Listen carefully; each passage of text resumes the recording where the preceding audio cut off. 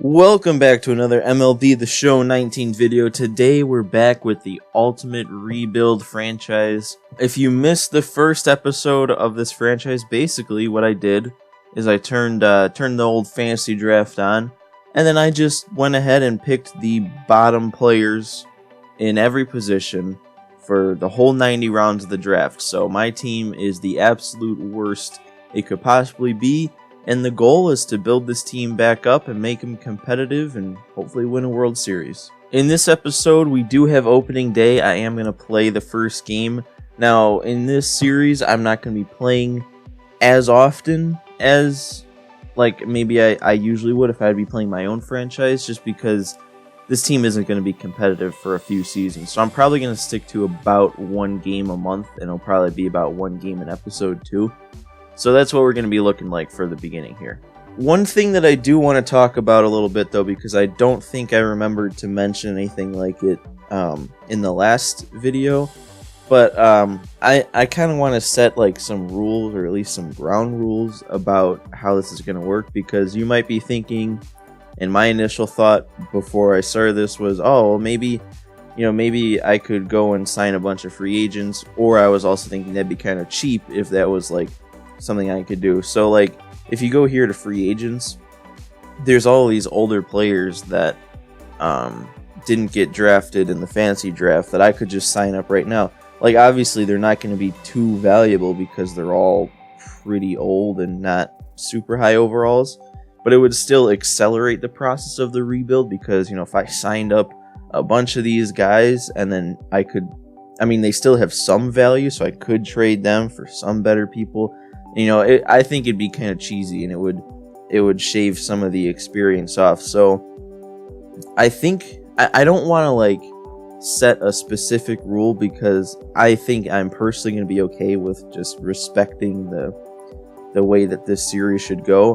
But I think maybe for a general rule is I can't sign somebody during the season in free agency if they would be the highest overall player on my team.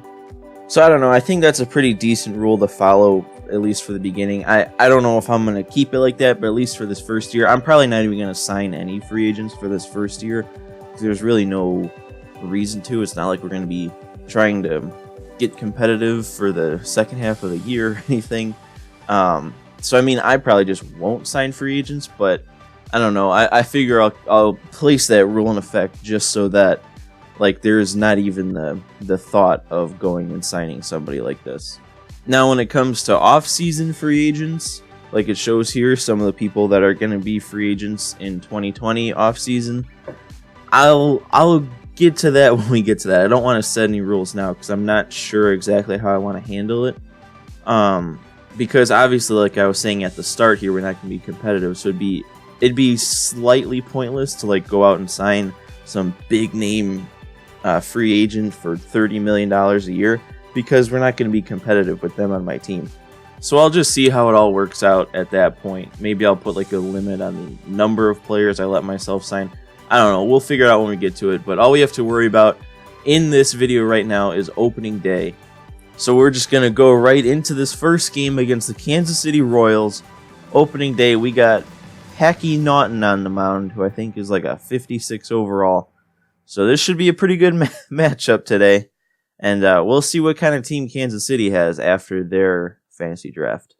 Alright, so Packy Naughton's on the bump. This is my lineup. I might have changed it slightly from the video where I set the lineup, but who really cares? I can't really see who they have from here, but it looks like their best players in 90 overall. So it looks like they didn't have the best draft, because Marco Gonzalez is their ace, and their best players in 90 overall, I can't really tell who it is, but third baseman, switch hitter, Jose Ramirez, that's probably who it is. And there's their lineup. They got Luis Urias, Drew Jackson, Jose Ramirez, Rhys Hoskins, Renfroe, Calhoun, Joey Bart, Nicky Lopez, and Ramon Laureano. They did not have, at least in my opinion, they did not have a very good draft there. Kind of a weak team. So if there's any game that I can win with my crappy team, it could be this one. Now, before we start, I do want to mention I am on Hall of Fame difficulty for this. I don't change it throughout my offline modes. I pretty much just stay on Hall of Fame. So I'm not, changing it to rookie to make it easier for me to compete. We're staying on Hall of Fame and trying to make it realistic. And let's be real, probably going to lose this game. All right, we're stepping into the box on opening day with Brandon Bednar. He's honestly got a bigger PCI than I would have thought. And Brandon Bednar striking out to start the game. Not a surprise, but the surprise is that he lasted 6 pitches, to be honest. It is kind of fun that my entire team is technically made up of rookies. Like, that's another little fun aspect of this this franchise here. So, like, if I were to get a hit in this game with anybody, it's probably going to be their first career hit. So, I don't know, it's just kind of cool. I doubt any of these guys are going to be on the team at all going forward, but, just in case they are, it would be kind of cool if I got their first hit. And here is technically our star player, Jared Foster, highest overall on the team. And wait a second, here we actually got a hit. Jared Foster did get something going. He got a base hit, and I think that's going to be his first base hit of his career. And there it is, first major league base hit, first major league hit for Jared Foster, our star player. What a day, what a moment for that guy. And our next guy, Yasiel, whatever, grounded to second to end the inning. I mean, look, we got a hit. That's a win for me. We also got that starter up to about 20 pitches to start the game. I'm fine. All right, we're going to throw our first pitch with Packy Naughton. Oh, man, this might be ugly on this side of the baseball. And Packy gets a ground ball. We might get an out here. We do. First batter of the game faced. We retire. It is a miracle, folks. It's happening. And Jose Ramirez popping up. Brandon Bednar camped under it. And we get through the first inning without even throwing 10 pitches. Packy Naughton for Cy Young.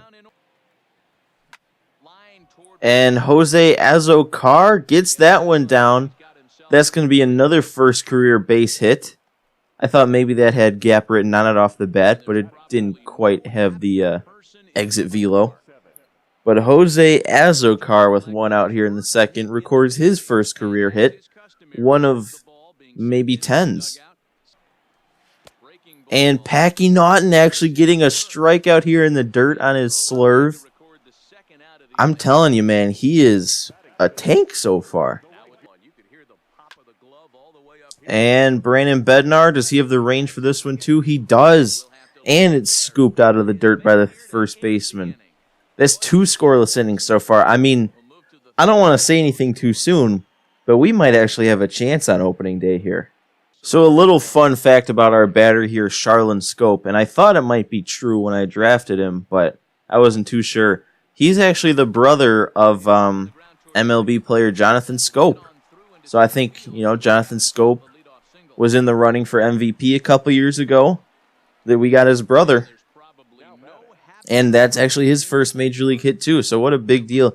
And to be honest, he might be older than Jonathan Scope.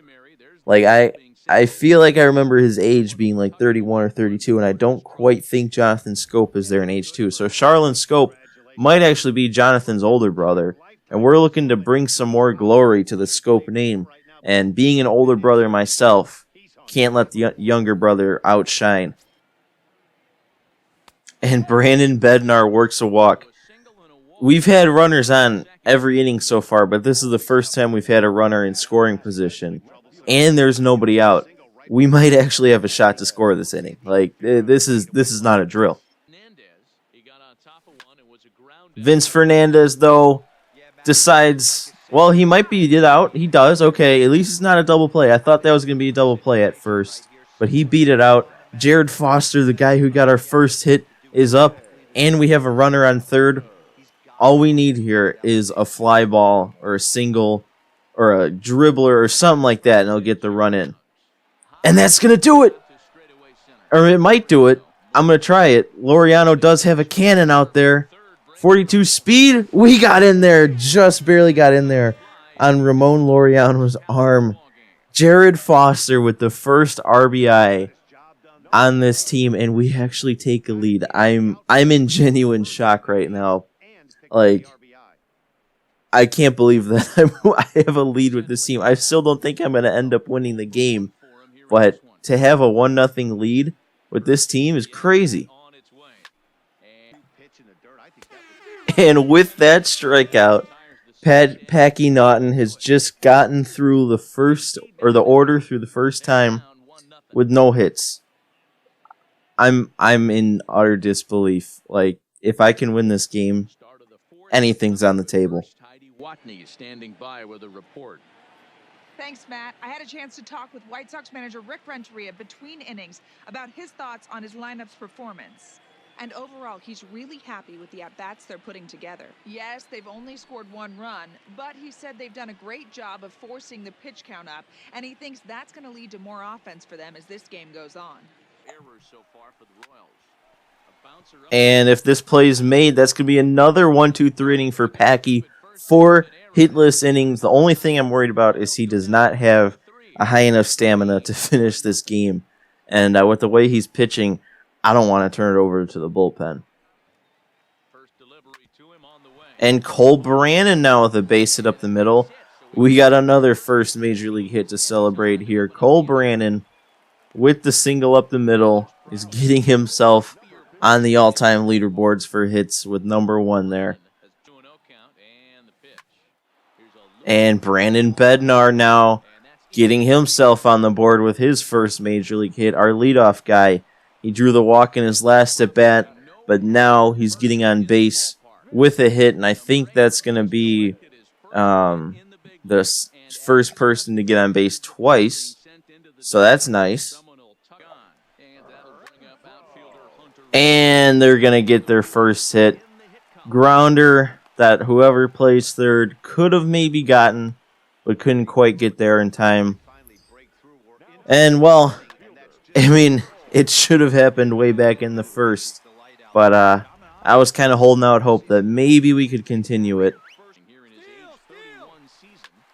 And they're putting it together now, executing a perfect hit and run. We're not going to be able to throw them out at third. And now they're threatening here with 2 runners on and 1 out. And Packy gets him to pop up. That's huge. Now all we need is an out to get out of this inning scoreless.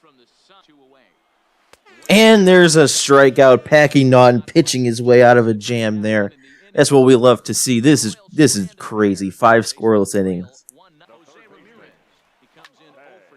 And assuming this ball is caught, that is going to be 6 scoreless innings out of our ace, Packy Naughton. And that's probably going to be it for him. Don't want to overextend him on opening day here. I'm going to get Javi Guerra in the game. I seriously doubt it's the same Javi Guerra that is the established veteran. But 23 years old, Javi Guerra coming in to replace Packy. Hopefully he can keep this game at a shutout here, because Packy turned in a gem of a performance today. And even though I'm probably not supposed to win this game, I would love it if I could. Cole Calhoun gives that one a little bit of a ride, but on the windy day, it's not going anywhere. We're into the 8th inning, still with 0 runs given up and still with the lead. Jared Foster gives that one a ride. And it's getting down. Our guys weren't running. I think the CPU didn't know if it was going to get caught or not. But that one almost got out. Jared Foster with the double. Almost a homer. But now we have 2 runners in scoring position now with only 1 out. And we have a good opportunity here to drive in a couple more runs. And Yasiel Balaguer pops up into shallow right. I probably shouldn't have swung at that. It was way above the zone, but I just got a little over anxious. And Drew Dosh can't come up in the clutch. Popping it out to center field. And they get out of the inning. Can't Can't get those guys around to score. If I was running, though, on that double, I probably would have gotten that guy to score, but wasn't sure if it was going to get caught.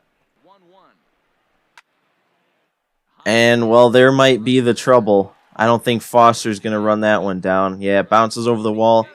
They get a leadoff double here, and that's actually his first major league hit, so it goes both ways, I guess. And if that one can get caught, it will. And we keep him at third. We might be able to get out of this one again. Oh, and they get a single up the middle.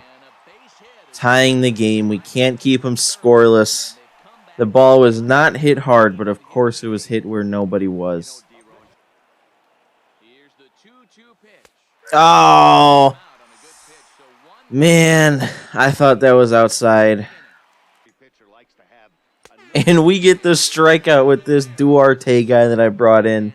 We're headed to extras on opening day here. This is crazy. Extra innings on opening day. How much more fun can it get? How much more nerve-wracking can it get? I might need some Tums. And on the first batter of this 10th inning, they get him on base. That's not how you want to start it off. Joey Bart, the man who got his first hit in his last at bat, is going to be playing some small ball, trying to bunt it there. I wonder if he's going to do it again. He will. We're going to get him out at second, and actually turn two. Well, at least it doesn't work offline either. I don't know why the CPU felt the need to bunt there, but 33 speed on first, it's not going to get the job done. And another strikeout for Duarte on the mound. This guy's got a decent amount of stamina for his rating, so I might be leaving him in as much as I can, or as long as these extra innings go, because he's doing pretty good out here. And this is probably going to end up being extra bases with 85 speed. Yeah, he's going to get in there to second. This is not good. Runner on second with Jose Ramirez coming to plate. And, of course, it's another first career hit. So I think that's 3 first career hits for the other team and then, like, 7 for my team. Curveball. At least we got the grounder. 2 outs, runner still on second. But it's going to be a lot tougher for them to drive that guy in now. And that might be the game. Jared Foster is going to try and throw him out, but he won't be able to do it. And Rhys Hoskins is going to be their hero for the game today. Almost pulled off the upset there. I really shouldn't have been even anywhere close to winning that game, but we came really close in that one. Put up a pretty good fight there, but just couldn't score any more than the 1 run. Well, look, like I've been saying, I shouldn't have been anywhere near winning that one. And you guys might not understand, but this one, it should have been so much further out of reach. Obviously, like, when you're hitting, a lot of that is user skill, but when you're pitching, if the CPU wants to hit a homer off you, they're going to hit a homer off of you. And no amount of precision is going to change that. So when you're on the higher difficulties, I'm shocked that I only gave up 2 runs. Now, I know that team probably wasn't one of the best teams that we'll be facing, because they seem to have a lot of rookies, too, a lot of first-year guys, because they had a bunch of guys get their first career hit. But honestly, I don't want to say promising first game there, because it's not like this team is going to contend anyway. But if I can do that with some of the players, you never know. Maybe there'll be some fun games being played in these first couple of years that aren't going to be as competitive. But I think that's going to do it for this episode. Obviously, like I said, this is going to have a lot of simulations going forward, but I think I'm going to save the simulations for next episode. I'll simulate the games before I play in the episode, so this one's going to be a little bit out of the ordinary. But good first game there. Hopefully, I don't even know what I can say hopefully for there, to be honest. We're not going to contend this year. But that was a fun first game, and maybe the games that I play, when they come few and far between, hopefully they'll at least be a little bit of entertainment. But that's going to be it for me in this episode of Ultimate Rebuild. If you liked this video and if you like this concept, make sure you hit the like button. and subscribe so you can see all the episodes that are coming out as we rebuild this team and try and get better. But that is it for me, and I will see you in the next video.